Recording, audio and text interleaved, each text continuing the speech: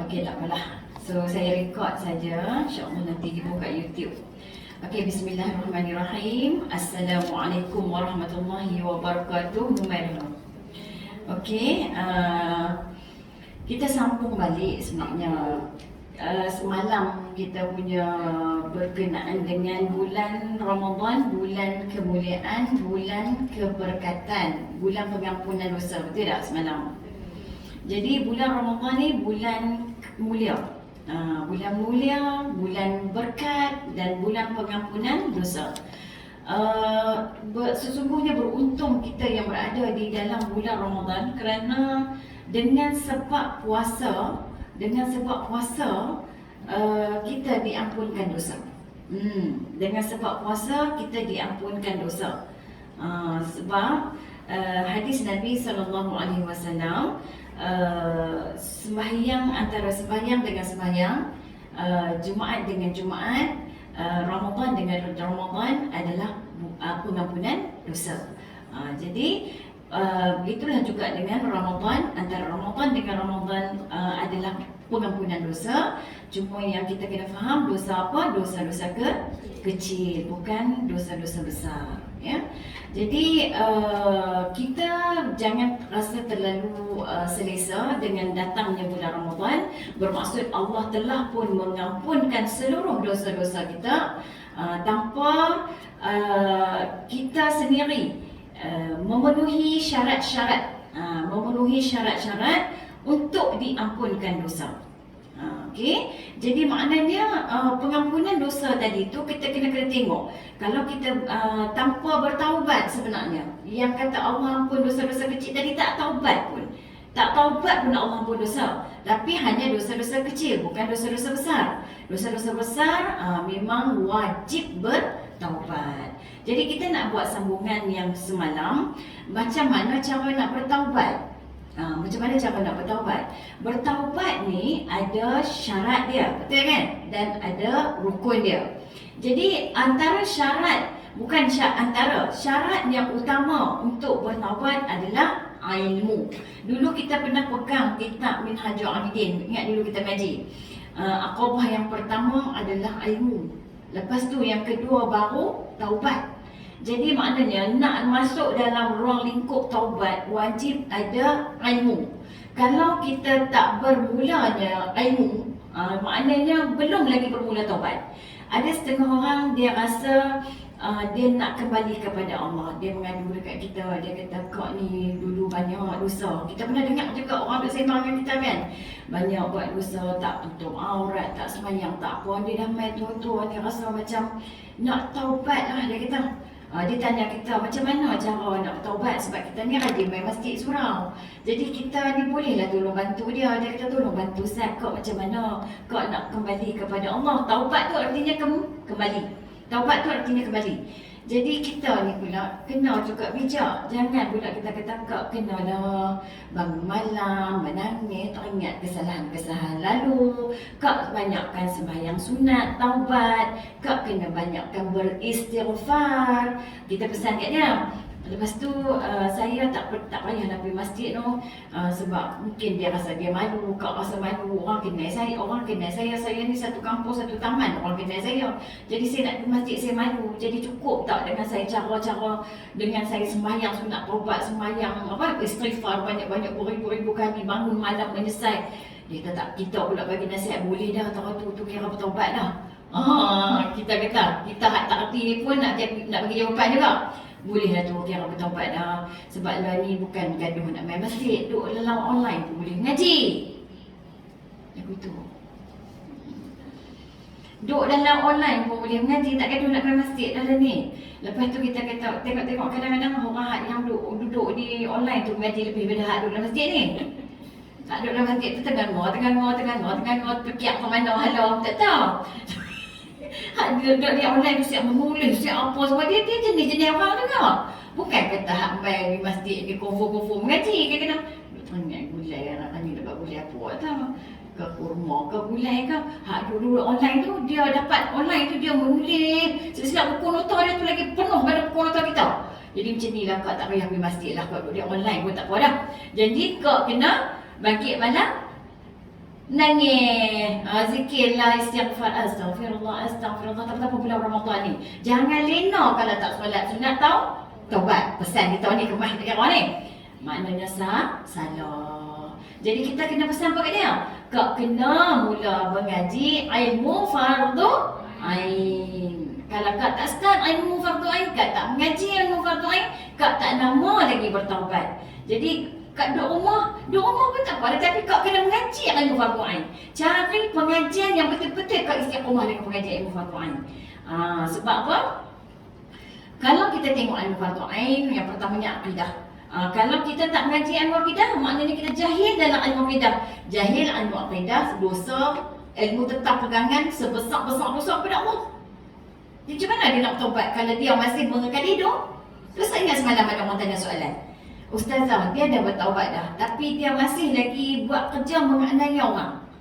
Adakah dia dikira taubat? Macam mana nak bertaubat kalau masih mengekali dosa? Macam mana dia nak bertaubat kalau dia masih lagi mengekali dosa dan dosa tu adalah dosa yang paling besar, iaitu bab pegangan. Jadi macam mana cara nak bagi hilang, nak bagi terhapus dosa bab pegangan? Mengaji ilmu akidah. Jadi kena akidah tak mau pi.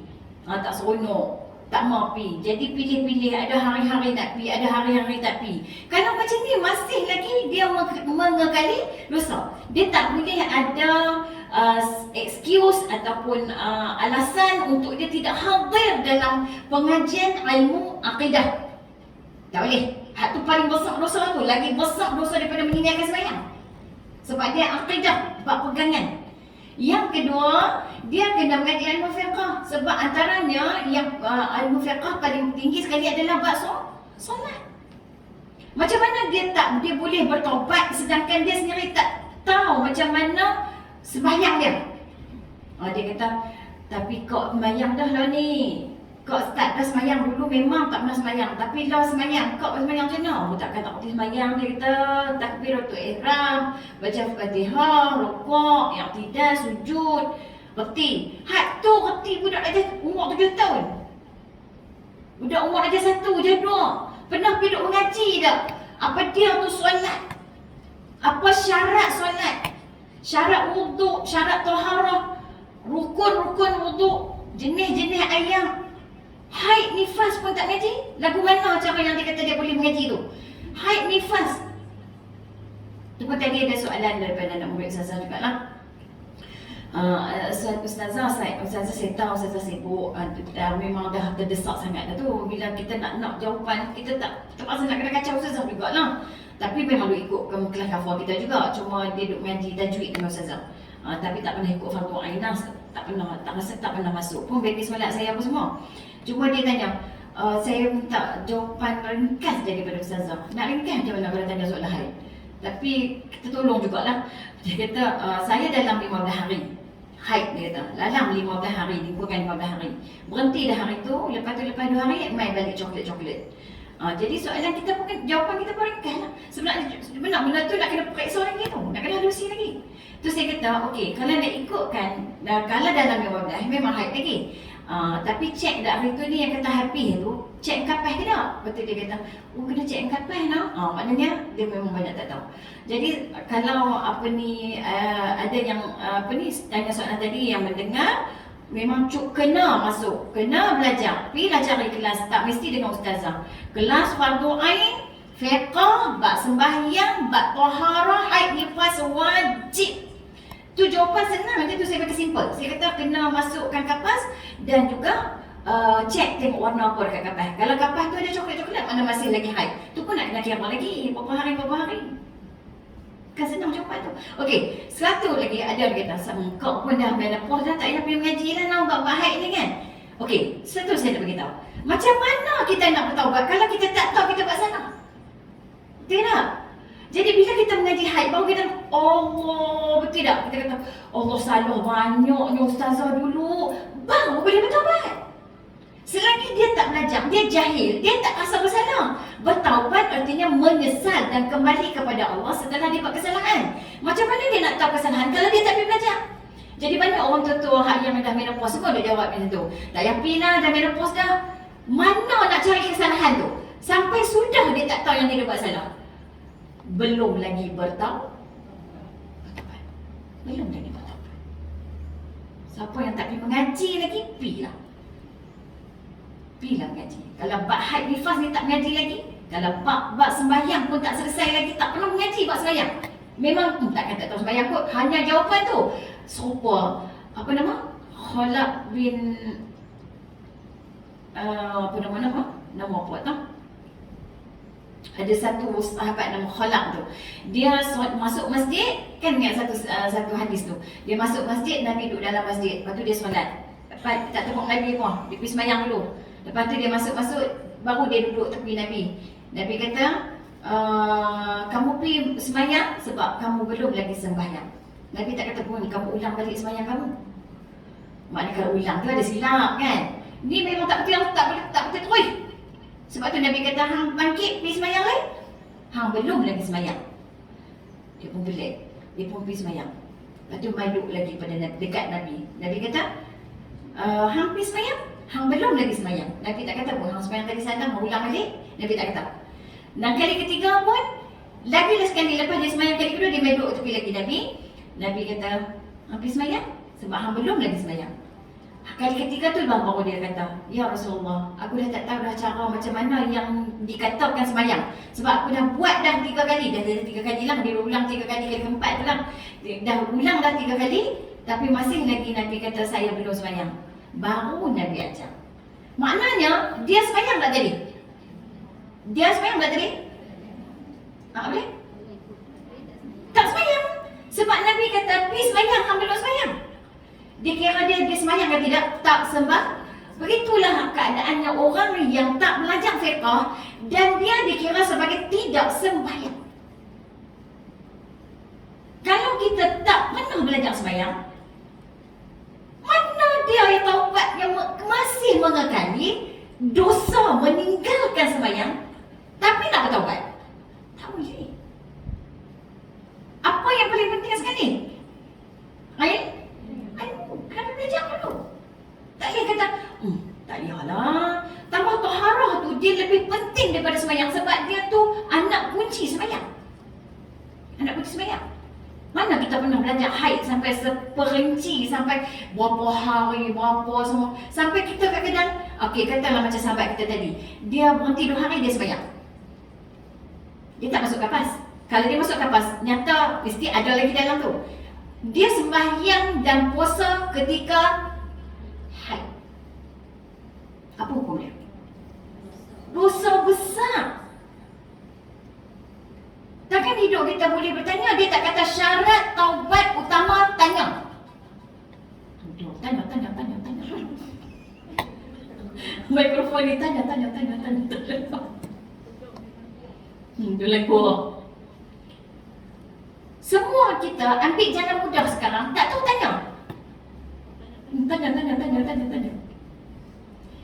Tak tahu tanya. Jadi kita tak boleh syarat tu yang kita nak hampak sangat dekat orang awam supaya kita ni faham. Syarat utama bertaubat adalah ilmu. Ilmu apa? Ilmu fardu ain. Ilmu aqidah, ilmu fiqh, ilmu tasawuf. Jadi kalau kita masih mengekali kejahilan kita, maknanya belum lagi bermula taubat. Maknanya kalau belum bermula taubat apa jadi? Dosa tu duk bawa hak dulu tu sampai saat sekarang ni nampak macam sembahyang, nampak macam tutup aurat, nampak macam dah bagus dah, tapi belum bermula episod taubat lagi. Orang taubat ni Allah ampun dosa dia macam bayi. Banyak mana dosa kita tinggal sembahyang dulu. Banyak mana dosa kita sembahyang tapi tak sembahyang. Sebab tu bila Rasulullah kata kat Khalaf tadi, hang pergi sembahyang, hang tak sembahyang. Hang belum sembahyang. Jadi, berapa ramai kita yang nampak macam sembahyang tapi tidak sembahyang.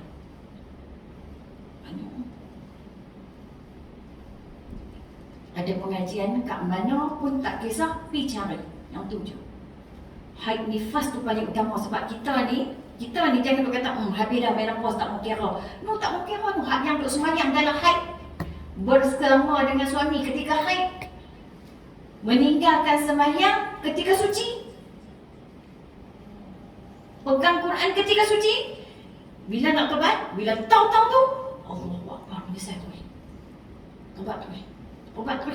Setengah tahu. Macam kita ngaji kan, kita tahu, Allah salam, astagfirullahaladzim. Macam mana ni, ya Allah silap. Ampun sekali, ya Allah. Itulah orang ngaji. Dia dapat tahu yang dia buat salah. Jadi itulah kita kata, seolah-olah macam ni lah. Kadang-kadang bila orang tak ada ilmu ni, dia kadang-kadang dia bangkit malam, dia tinggalkan benda yang harus, tapi dia melakukan satu dosa besar dalam masa yang sama. Contohnya tidur tu harus, dia meninggalkan yang harus, dia meninggalkan harus, dia bangkit dah tengah malam, pukul 3 pagi, 4 pagi. Dia buat apa? Dia bukan buat ibadat, dia buat dosa besar kepada Allah. Apa dia antara dosa besar? Dia buat ibadat, dia terdiam. Dia cerita pula besok pagi, kau kalau tak pukul 3 pagi, tak nama kau lah. Tiap-tiap hari, nak hari. Nak ke nak? Tak tahu. Sepatutnya saya disebut dia pun tak tahu sambut. Saya dulu duduk pendam untuk saya suka dia kata nak tu tiap-tiap lah. Siam ke tu? Nak hari. Dia tak tahu ke suku tak tahu ke nak ni? Benar tak? Bukan. Okey. Tiap-tiap hari Kak pakai pukul 3 pagi. Kalau pukul 4 boleh buat sangat dah. Kau buat apa? Ayah, sunat taubah, istikharah, tahajud 12 rakaat. Bulan Ramadan kita ambillah keberkatan. Boleh nak petir. Buatlah ancur. Sampai banyak zikir-zikir segala. Lepas tu tulis pula salam tahajud. Terkejut. Salam tahajud kepada semua jemaah-jemaah yang dikasihi dalam grup-grup lah. Grup-grup lepas tak bangkit lagi kahwin. Tahajud weh. Meninggalkan yang harus, melakukan dosa besar. Tidak, tak apa lagi daripada bangkit buat dosa besar. Bangkit kencing tidak balik. Daripada dia buat dosa besar. Pasal ilmu tak ada. Mengaji ilmu tasawuf baru kenal tak riak tu dosa besar, takbur tu dosa besar, ujuk tu dosa besar.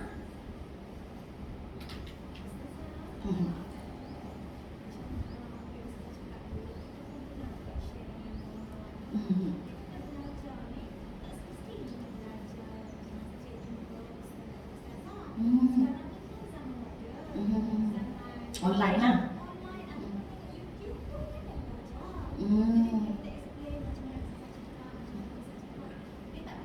Dia tak boleh terima.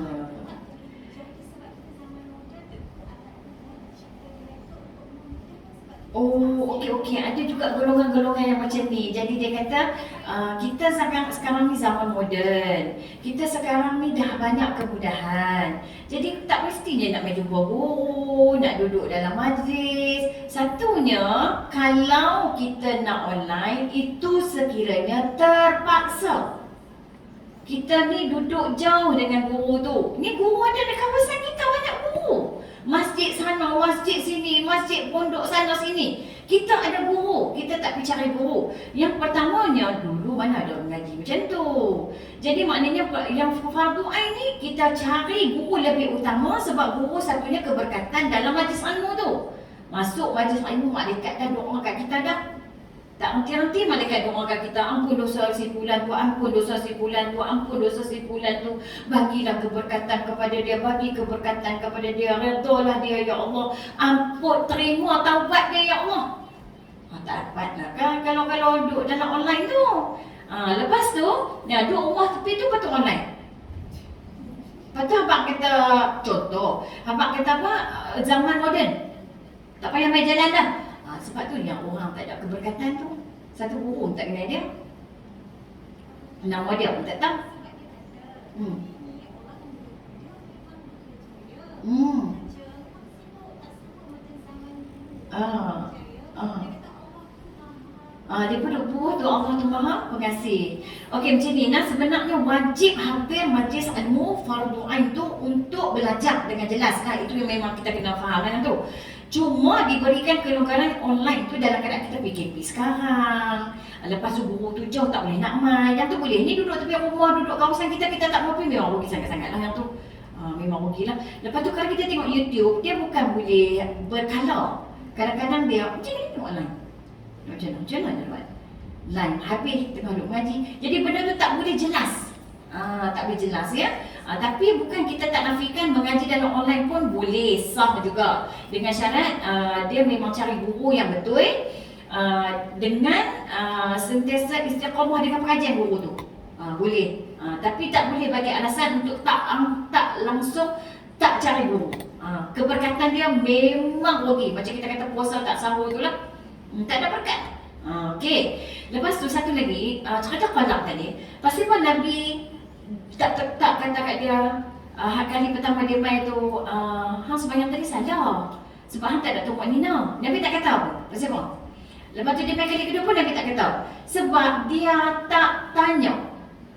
Dia tak tanya dan dia tak minta. Dia sombong. Macam kita lah. Kita nampak orang buat salah, tak wajib untuk kita tegur kalau dia sombong. Faham tak? Orang sekarang ni ramai orang sombong. Jangan duk ajak-ajak lah. Banyak orang sombong. Kami tahu dah benda ni tak suruh ajak sangat lah. Tak usah duk cerita-cerita sangat daripada benda-benda macam ni. Macam lah kami ni bodoh sangat. Jadi dia tak mau cerita. Dan dia buat salah, dia tak tanya. Kita jangan risau. Kita pula buat ketak. Macam mereka dah kan. Ustaz suruh lagu mana ni kawan saya semayang pun salah. Ustaz suruh depan kita orang semayang salah. Dapat lagu mana, apakah caranya untuk kita menegur? Tak ada apa cara. Melainkan dia sendiri minta. Saya tanggung dosa dia lah Ustazah. Tak tanggung. Kita takkan tanggung dosa dia sebab dia tak minta untuk kita ajak dia. Lepas tu semua orang kan bila nak tegur dalam status Facebook kan, duk habaq dah banyak kali dah ni, kita duk suruh orang tutup aurat. Kadang-kadang kita suruh, kita kata, saya tak tahu lah habaq berapa kali hamba masih lagi tak tutup aurat. Bukan kerja kita. Habaq sekali ni sudah. Dia tak mau tutup sudah. Kita duk kawal sampai nak kena dia buat. Kita nak kita tegur, orang semua buat. Tak boleh. Kita buat status macam biasa. Macam kita kata, solat wanita tu afdal dia rumah. Betul dia kata, janganlah kamu buat solat, kamu kena solat. Tak payah cakap yang pendek kan. Dia pada bising bawah, dia bawah. Dia pada bising di bawah kan. Tapi dia pada komen kan. Tapi, bukan kerja kita nak, hampa mesti solat kepada. Mana boleh Nabi pun tak kata janganlah. Nabi kata jangan larang wanita pergi ke masjid kan. Jadi pasti baik kita nak pulut sangat. Kita cuma buat status untuk habaq saja. Jangan kita risau benda tu akan ramai yang perempuan nak pergi masjid. Biar pergi kat mereka. Habaq benda betul sekali cukup. Tu dia kita kata nah. Okey. Itu saya kata dengan ilmu tadi nah. Jadi maknanya kalau jahil ilmu akidah tu lagi dosa besar daripada jahil ilmu fiqh. Sebab pegangan kita salah lagi besar dosa daripada meninggalkan sembahyang. Jadi semua ilmu-ilmu fardu ain itu wajib kita belajar dengan bersungguh-sungguh. Kemudian barulah kita masuk kepada taubat itu sendiri, iaitu menyesal. Itu rukun, tadi syarat. Rukun artinya yang pertamanya rukun taubat adalah menyesal. Kena ada sesal di hati. Sebab menyesal, taubat adalah ketaatan hati. Ketaatan batin. Kita ada zahir, kita ada batin. Kita ada ketaatan batin, kita ada ketaatan zahir. Ketaatan batin adalah hati kita menyesal. Dan taubat adalah ketaatan hati. Dia menyesal, dia dah mula dah taubat. Sebab syarat dia dah pergi mengaji. Bila dia pergi mengaji, baru dia nampak salah, betul tak? Selagi kita tak pergi mengaji, kita tak dapat salah. Kita kata Allah tak kata pergi sembahyang kot. Bila kita dah mengaji sembahyang, Ui, banyaknya salah. Oh, takbir untuk ihram tu. Oh, dia kena macam tu, no. Kena ada niat sekali dengan takbir, no. Oh, saya selalu kadang-kadang saya niat dulu. Masa takbir kosong, tak ada apa. Saya takbir saja. Masuk, oh ya Allah, silap banyak ni. Lepas tu baca Fatihah. Saya baca laju. Saya tak ada nak sakta.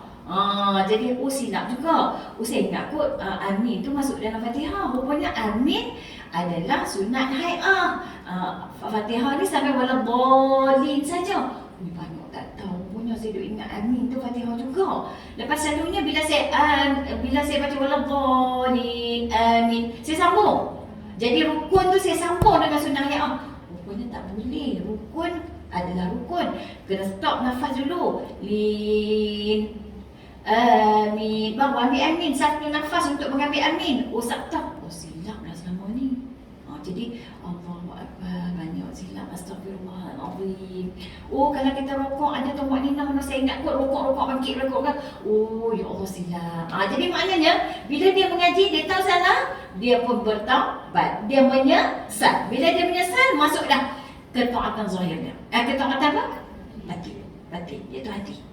Dia dah menyesal dah di hati dia. Masuk dah satu. Lepas tu syarat yang kedua apa dia? Berhenti serta-merta kejahilan tersebut. Kalau berhenti serta-merta kejahilan tersebut, maka dia kena mengaji lah. Dia kena belajar supaya dia berhenti daripada kejahilan, daripada berpanjangan kejahilan. Maka dia belajar sembahyanglah. Saya pergi sembahyang macam kita buat siri-siri kan. Oh, siri satu sembahyang seorang diri. Oh, ada lagi bikin siri dua solat jemaah. Oh, dia tak boleh berhenti sebab dia nak kena belajar. Dia nak kena belajar. Oh, aku selama ni sembahyang jemaah pun memang aku sembahyang tak betul pun. Imam takbir, aku takbir. Awal-awal batal lah. Imam takbir, aku takbir. Imam dia dah dah. Takbir untuk ihram imam kalau dengan makmum kan serentak batal dah. Batal terus sembahyang tu. Sembahyang batal, bukan kata tak dapat jemaah punya fadilat jemaah. Batal terus sembahyang. Tapi tak pernah ngaji, mana nak tahu. Allah, dia pula kata, berapa puluh tahun aku duduk sembahyang jemaah tambah duduk pergi tarawih tu. Penat saja hari kita sampai 20 rakaat sembahyang. Memang batal. Pasal apa? Imam Allahu Akbar, dia dah Allah dah. Batal dah sembahyang dia. Dia kata, habislah aku sembahyang batal dah. Lepas tu macam mana nak buat ni dengan lama dah sembahyang ni. Dengan bukan kata di Malaysia, pergi sampai ke Mekah, Madinah pun duduk sembahyang lagu tu juga. Jadi maknanya dia menyesal, dia berhenti serta-merta kejahilan tersebut dengan cara dia belajar. Habis ngaji pula jemaah, belajar pula jamak qasar pula, jumpa pula jamak qasar. Duk kira kata pergi mana-mana pun 3 hari pula tu memang duk buat dah sembahyang jamak qasar. Kan? Pergi nak pergi rumah anak seminggu. Tapi sehari pertama, kedua, ketiga tu jamak qasar. Ketua kata, salah kau buat. Salah puan daripada dulu. Sampai gelap. Bukan buat lagu tu pun. Hang ni saya saja. Dia abang salah. Aku daripada dulu kata tak. Dia memang 3 hari je lah kami buat. Tu dah abang terjadi tu. Ngaji-ngaji dia kata, Allah, malu aku dulu. Silap sungguh. Silap sungguh. Bodoh sungguh aku ni. Lepas tu set lagi pula pergi duduk rumah anak tu, tak tahu nak pergi berapa hari. Pun buat juga 3 hari. Nak pergi tak tahu hari buka, nak pergi sana berapa hari. Tak tahu nak rasa macam ni balik ke aku seronok duduk lama sikit. Tapi dia pergi tu 3 hari pertama tu dia buat tak tengok besar. Dia buat. Boleh dapat. Kalau tak tahu nak pergi berapa hari tak boleh buat. Tu berapa hari dia boleh buat. Kena tahu dia nak pergi tu mesti kurang daripada 4 hari. Banyak tak salah? Banyaklah salah. Menyesal. Lepas jamak qasar ngaji apa pula? Rukun qauli. Abang ni mengaji rukun qauli. Allahu Akbar. Bergerak tak bergerak pun ada. Bukan bacaan berdiam ada, bacaan bergerak pun ada. Aku tak tahu pula sembahyang ada bergerak berdiam semua. Sama aja. Jumpa pula dah, menyesal pula.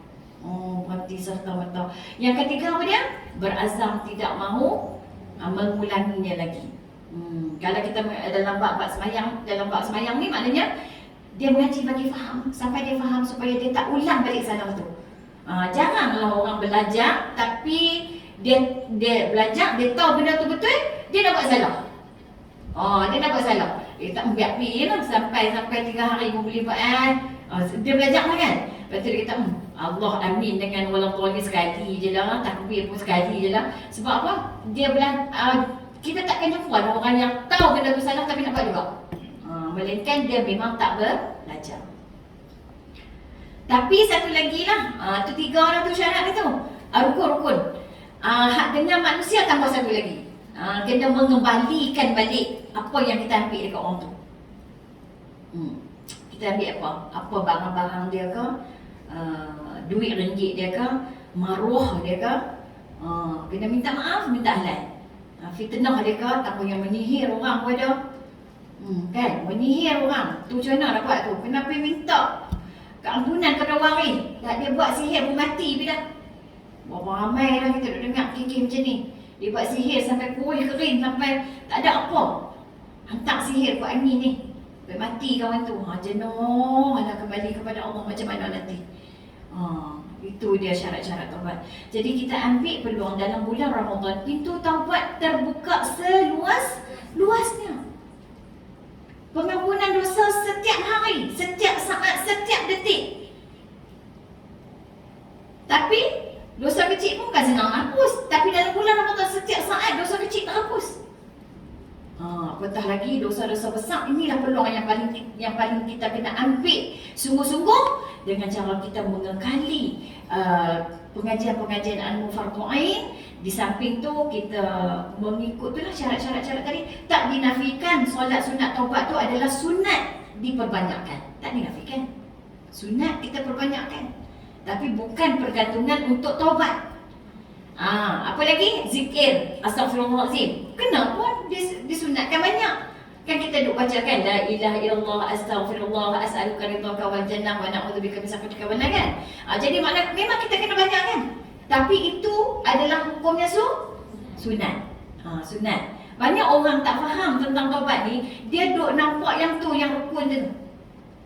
Okey, sungguh kita kata pengaji tu nak. Okey, lebih kurang macam tu. Okey, saya nak teruskan dekat dengan hadis ni. Dalam hadis ni disebut Ubaidah bin Samit radhiyallahu anhu meriwayatkan bahawa Rasulullah sallallahu alaihi wasallam bersabda, pada suatu hari ketika Ramadan hampir menjelang, telah datang kepadamu bulan Ramadan di mana Allah melimpah ruahkan di dalamnya keberkatan. Bayangkan seronok kita duduk dalam bulan Ramadan ni. Berkat setiap masa. Limpah ruah kaya dengan keberkatan. Menurunkan rahmat. Dua, bulan Ramadan ni Allah turunkan rahmat. Kita kena sangat. Semoga Allah berkati kamu. Semoga Allah merahmati kamu. Ambillah kita duduk dalam bulan Ramadan. Satu lagi, jangan kita kita ni macam mana? Macam Ramadan yang mendatangi kita, bukan kita yang mencari Ramadan. Siapa yang boleh terlepas daripada Ramadan? Siapa pun tak boleh terlepas Ramadan. Selagi dia hidup memang Ramadan akan jumpa dengan dia, betul tak? Tapi itu bukan dia cari Ramadan, tapi Ramadan yang mendatangi dia. Ni macam ni tak ada untung. Dia hidup Ramadan sampai, kok mana pun bulan Ramadan selalu kat dia juga. Tapi lalu bukan mengharap, bukan dia mengharap. Kita mengharap. Orang yang mengharap kehadiran Ramadan baru dapat, kata diri apa dia? Keberkatan. Melimpah ruah berkat. Melimpah ruah berkat. Sakit berkat, susah berkat, sempit berkat, sesak berkat. Mata pun nak keluk dah kat jam. Ngantuk sungguh tu. Saya tadi pun sama, lepas habis kelas pukul 12.30 tu, tak angkat kepala lah. Lino setengah jam dah boleh. Takut lewat, lepas pergi basuh pinggan semua kan. Buat terlepas lah kata pukul 3 kan. Ngantuk tengah hari ni. Lawan mata kan. Itu yang orang kata, hak duduk dalam masjid pun belum tentu mengaji ni. Hak duduk online tu duduk terdegil kan. Dia takkan nak main, jadi sedih sikit lah kita hak main ni.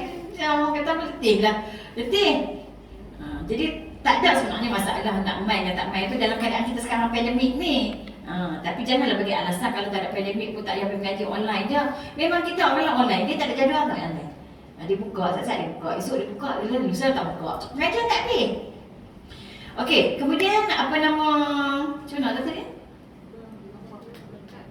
Berkat, okey. Berkat, ya Allah, seronok lah duduk. Selagi tak habis Ramadan ni malam berapa ni? Hari Malam ni malam ke-16 kan? Malam ni malam ke-16. Hari yang rendah lah pula pasal kunut tu tak lebih. Ni malam 16 lah. Malam 16 lah. Dia witir tu kunut tu adalah 15 yang terakhir. 15 terakhir ya. Jadi tak apalah nak buat. Nak kira malam, kira semalam malam. Kalau nak kira hari, 15 malam ni berubat. Tu dia cerita dia beza dia. Kalau buat batas semayang tak? Tak pun kalau nak buat. Lepas tu dia ada orang faham macam tu, ada orang faham macam ni kan, tak ada masalah. Okey, kemudian apa nama berkat? Berkat melimpah ruah, rahmat. Lepas tu dia kata apa? Mengampuni dosa-dosa kamu. Di dalamnya menurunkan rahmat. Lepas tu yang ketiga, mengampuni dosa-dosa kamu, memakbulkan doa-doa kamu. Siapa nak doa dah ni? Doa dah makbul doa ni. Dalam puasa ni mau berdoa, ketika buka puasa lebih lagi lah. Ketika buka puasa tu lebih lagi lah. Kadang-kadang kita terlalu tumpu pada nak makan, terlupa nak doa lebih. Masa tu lah kita kena doa lebih ketika nak buka puasa tu. Lepas kita baca apa dia? Allahumma laka sumtu wa bika amantu wa alaika tawakkaltu. Yang tu kena masuk satu lagi. Kepadamu kami bertawakal. Kita jangan baca tu no. Kan? Allahumma laka sumtu, betul lah itu. Kami berpuasa kerana-Mu, kan? Ya Allah Allahumma, ya Allah kami berpuasa kerana-Mu. Wa bika amantu, denganmu kami beriman. Wa alaihi tawakkaltu, kepadamu kami tawakal.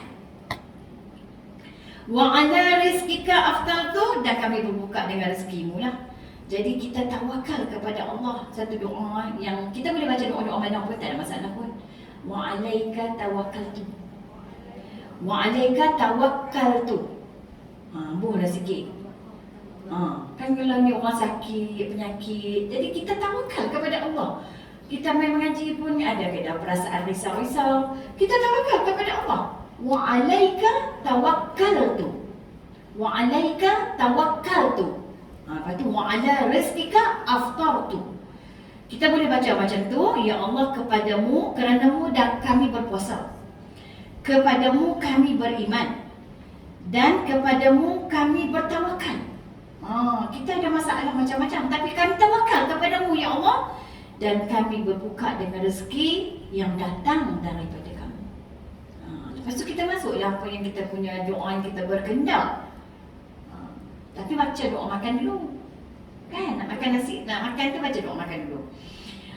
Kalau Abdullah bin Amr, dia baca doa ni, Allahumma inni as'aluka bi rahmatika allati wasi'at kulla syai'in an taghfira li. Ya Allah, aku pohon kepadamu melalui rahmat yang luas yang merangkumi segala sesuatu yang agar engkau ampunkan aku.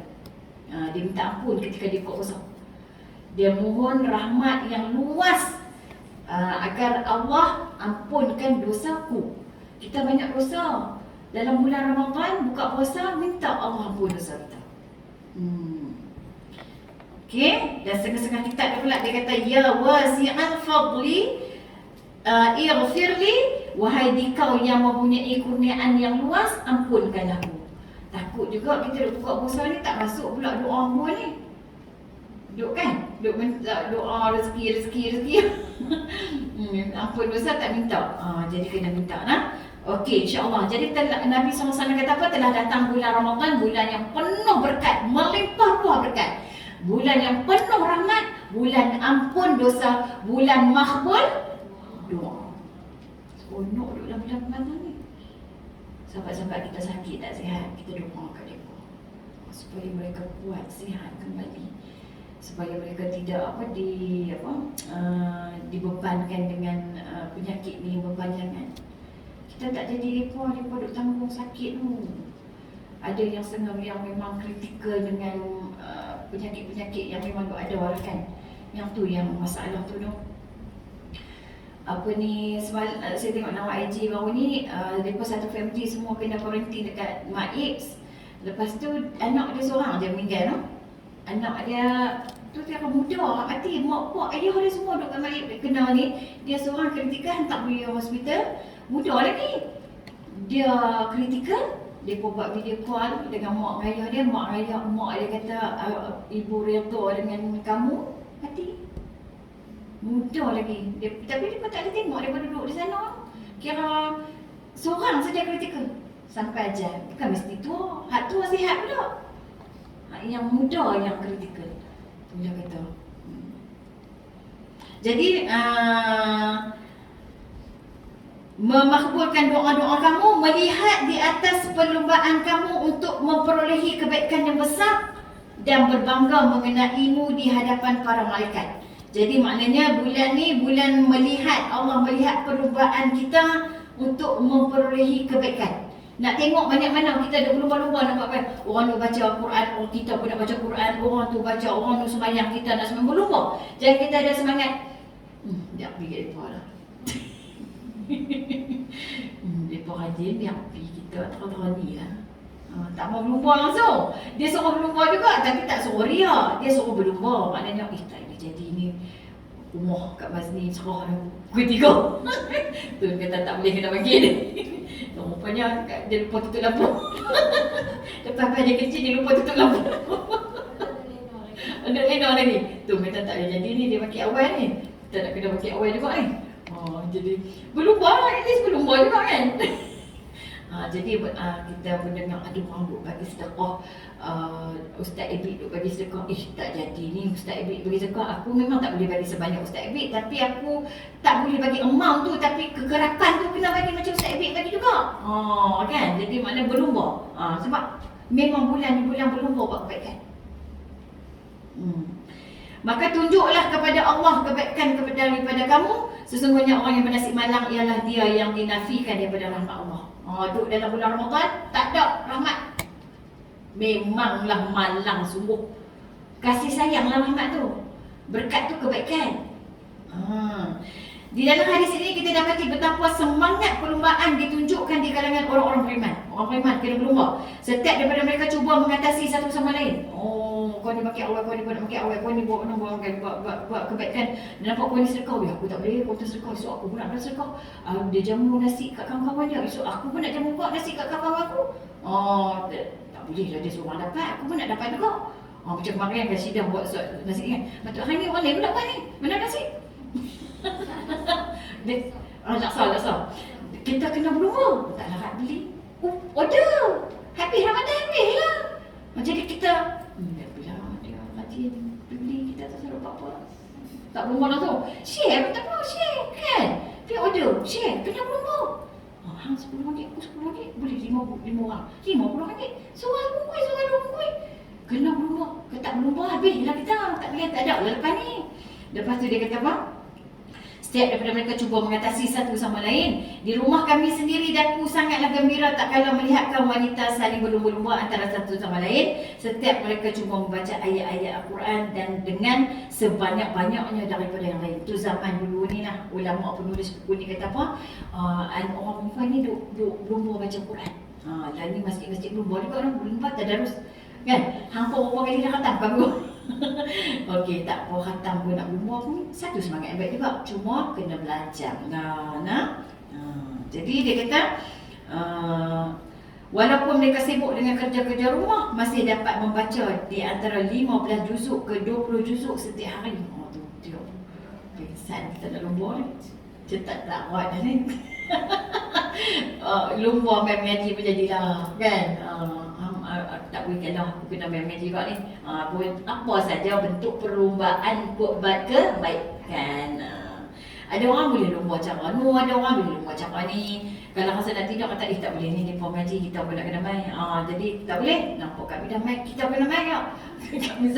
Betul dia kata boleh lah mereka bubuh nama mereka ada 15 orang. Kami ni tunggu line sampai keluar tak dapat line. Ni buat rakaman ni, tak dapat.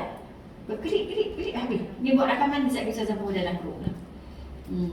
Dia pun boleh sabur nama geng-geng ni pun ada, dia pun geng tengah belian. Aduh, macam-macam. Nampak macam mana kita dalam keadaan pandemik kita ni bahaya. Okey, dah pukul 4 dah cukup dah cakap dulu nah. Okey, tak apa. Kawan yang tak dapat tengok live ni Ustazah dah rakam dah. Boleh tengok saya ni Ustazah buat dalam group. Jadi insya-Allah mudah-mudahan ada umur panjang lagi, kita boleh sambung lagi untuk kelas dalam minggu hadapan. Sebab kita bulan Ramadan ni pun fardu ain juga pasal kita memelihara puasa kita. Cuma tak ada lah pengajian akidah fiqh tasawuf tu. Tapi yang pentingnya kita akan kita mengekali fiqh kita ni, fiqh puasa ni nah. Insya-Allah. Okay. Jadi yang baik itu daripada Allah dan daripada Ustazah. Subhanakallahumma wa bihamdika asyhadu an la ilaha illa anta astaghfiruka wa atubu ilaik. A'udzu billahi minasyaitonir rajim. Bismillahirrahmanirrahim. Wal 'ashri innal insana lafi khusr إلا الذين آمنوا وعملوا الصالحات وتواصوا بالحق وتواصوا بالصبر وبالله التوفيق والهداية والسلام عليكم ورحمة الله وبركاته آمين إن شاء الله.